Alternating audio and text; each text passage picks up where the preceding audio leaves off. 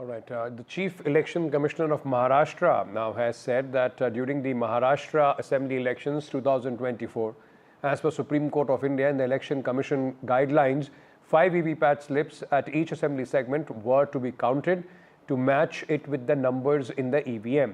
In all 288 assembly segments, a total of 1,145 VVPAT slips were counted the same day of counting, which was 23rd of November, and there was no mismatch which was found in the numbers of the VVPAT slips matching with their concerned EVM. So EVM-VVPAT checks in Maharashtra have been done, and there have been no mismatch as far as the Chief Election Officer of Maharashtra is concerned.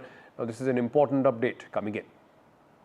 That earlier tallied, and now, of course, once again, a confirmation that those 5%, which the Election Commission has decided is the appropriate number to tally.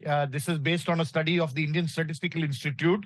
Some would, of course, argue why, when the EVM and the VVPAT was introduced, this after a petition by Subramanian Swamy, that there should have been corroboration of the EVM and the VVPAT to at least to 20%. But be that as it may, the Supreme Court, based on a study of the ISI, has kept it to 5%. Now, the Chief Election Commissioner and the Election Commission has confirmed that there's been no discrepancy on that issue. So it's in that backdrop that they are giving themselves a complete and total clean sheet. It's just not the EVMs. I think they have now said this has to be a national movement, a people's movement against the Election Commission and against what they believe is faulty procedures, because it's just not EVMs, it's an entire process. For example, how do you decide the date of an election? Be it Maharashtra, where they didn't hold it along with Haryana, or the dates were changed in Haryana based on the BJP's petition. In Maharashtra also, as you can see how things have progressed. Then, of course, the voter data. How do you, remove 40 lakh people from the list to include 40 lakhs?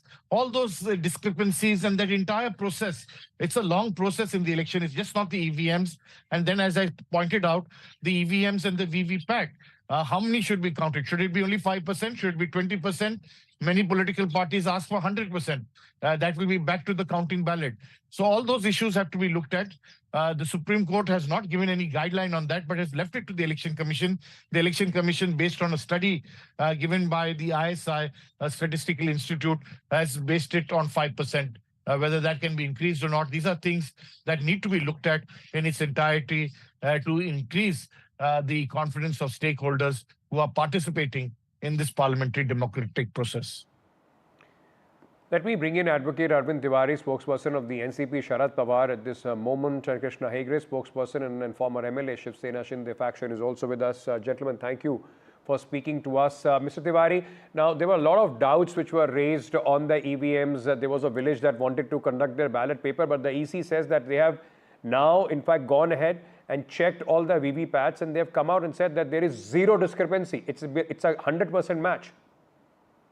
I don't understand where is the hurry and what is the reason to hurry in declaring a clean sheet.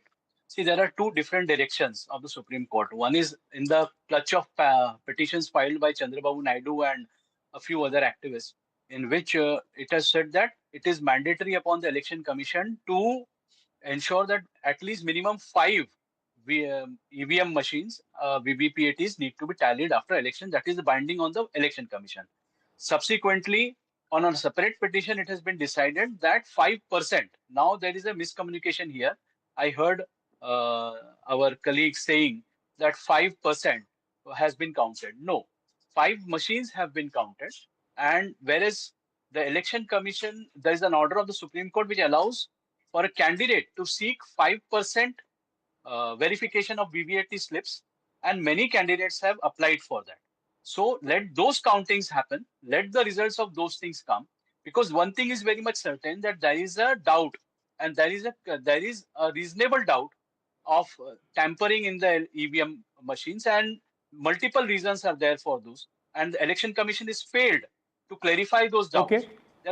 But the Election Commission can only go by with their process. In their current process, they have said that we have matched everything.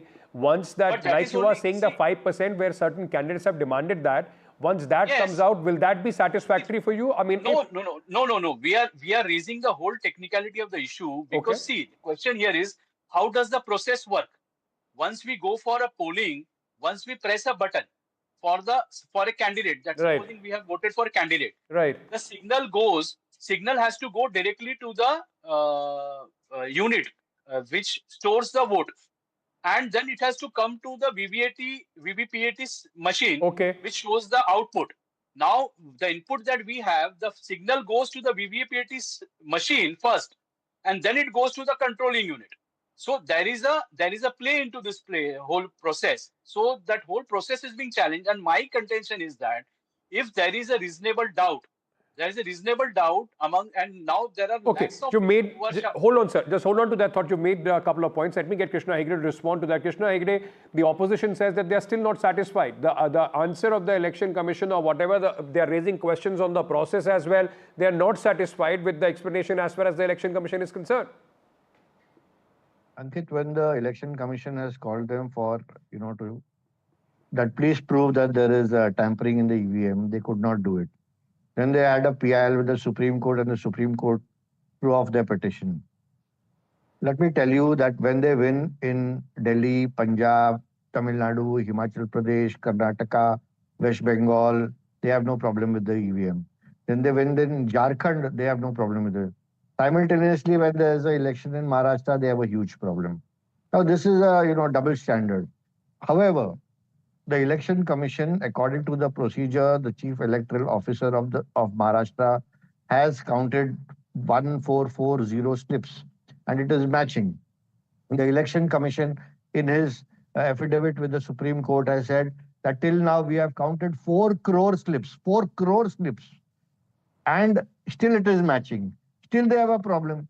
Now, Mr. Tiwari ji said that, let 5% be counted. Okay, let 5% be counted. 22 candidates have filed the application for that, it will be counted.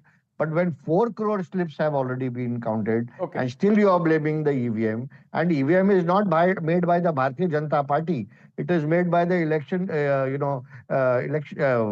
the ECI and BEL, which are state-run bodies. Over that, it is that's the problem, because these bodies are state-run, and that is why it in fact gives a lot of people doubts, because there is state involved in the making of these machines as well. But the fact, gentlemen, Ankit, hold on, gentlemen. I have to leave it here. Who got the EVM into process? It was the Congress Party. Sir, I have to leave it here. Narendra Modi, who was first. I have to leave it here. We have seen once the BJP, when the BJP was in opposition, they had also raised these doubts. Now the opposition, when the BJP is ruling, are raising these questions. The fact is that India has had a very robust history of clean elections, and we are hoping that these doubts do not mar at least that image of this country and the trust of the people in the democratic process. Gentlemen, thank you for joining us with all those details.